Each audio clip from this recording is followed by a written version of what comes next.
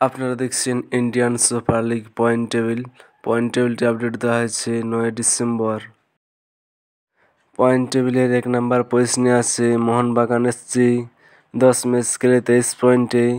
2 নম্বর পজিশনে আছে Bangalore FC 11 match খেলে 23 পয়েন্টে।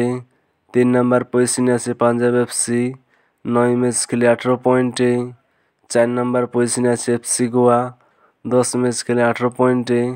5 নম্বর পজিশনে আছে উড়িষ্যা এফসি 11 ম্যাচ খেলে 16 পয়েন্টে। 6 নম্বর পজিশনে আছে নর্থ ইস্ট ইউনাইটেড 11 ম্যাচ খেলে 15 পয়েন্টে।